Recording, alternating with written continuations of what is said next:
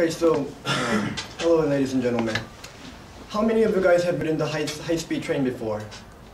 Well, for most of you guys have ridden it before, you guys probably wondered how it goes at such a fast speed. So today I'm going to be talking about the two main principles by which the high-speed train is able to reach the speed of 300 kilometers per hour. The first principle I'll be elaborating on is the maximizing of the traction power, and the second principle I'll describe is decreasing the weight of the train. So to begin with, the traction power, which is the power needed to pull or draw a vehicle, must be maximized. The first way to implement this is using electricity instead of diesel oil, which is what the conventional trains use. Next, in order to make the train go so fast, 13,560 kilowatts are needed, or 18,441 horsepower, according to the CSI statistics. You guys can easily imagine how strong that would be.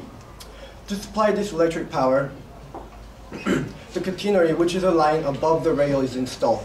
Then the pantographs, which are machines located on the ceiling of the train, receives the electricity from the catenary by moving up and contacting it.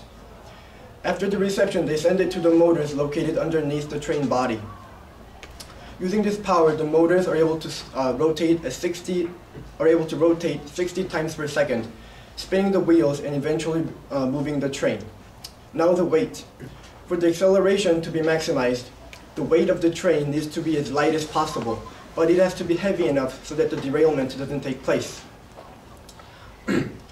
According to the Korean Railroad Company, the main example that shows how the high-speed train was designed to lessen the weight, but it's okay. According to the Korean Railroad Company, the main example that shows how the weight was lessened without making it too light is the use of joint bogies. Bogies are boards to which two axles and four wheels are attached. This is the place where the train's body is put on. In conventional trains, a body of the train is put on each bogie. However, in high-speed trains, the bogies are separated into two parts, and in one part, a body is put, and another part, another body is fit. And for the parts of the body that stick out, another bogie is put underneath, and so on, eventually reducing the number of the bogies used, and causing the weight to lessen quite a bit. So to sum up, I talked about the two main principles by which the high-speed train is able to reach the speed of 300 kilometers per hour. The first is the traction power, and the second is the weight. They act as crucial parts for its speed. So for people who haven't ridden it before, hope you guys get to ride it sometime in the future. Thank you.